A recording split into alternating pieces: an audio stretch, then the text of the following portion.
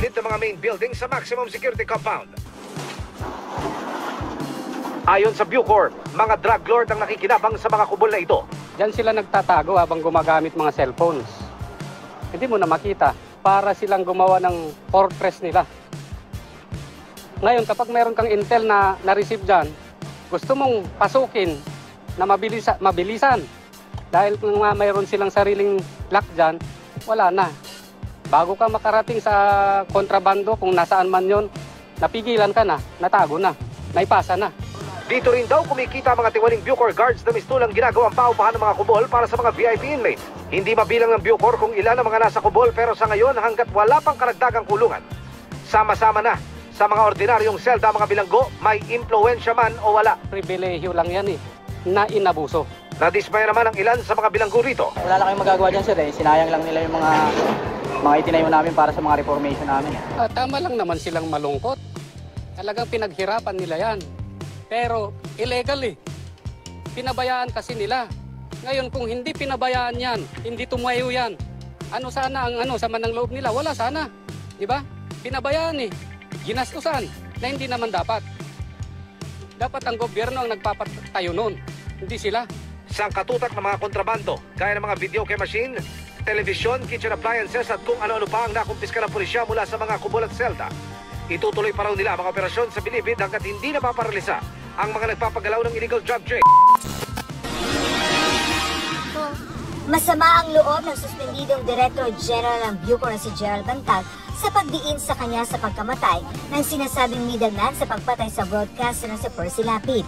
Isa si Bantag sa 160 na pangalan na kinuko ng pulisya bilang mga persons of interest sa kaso. Yung dalawang general na ayaw banggitin ni Chief PNP, sorry, dahil unfair daw, dahil nagkakaroon investigation. Bakit? Hindi ba unfair din sa akin? General din ako Career ko rin to. Minention ka agad ako ni General Asurin. Yung mga tauhan mo, kino-cover mo, sinong mga pangalan. Pero pagdating sa akin, si Bantag. Ang listahan ng mga persons of interest ay base sa mga personalidad na binatikos ni Lapid sa kanyang programa, bagay na binatikos ni Bantag. Kung yan ang pagbabasihan nila na ako ay person of interest, napakababaw. Dahil walang katotohanan, binanggit po. Sinusubukan pa namin kunin ang panig ni Azurin, pero ani Bantag, nagkaroon ng kapalpakan ng pulisya na isinisi sa Bucor.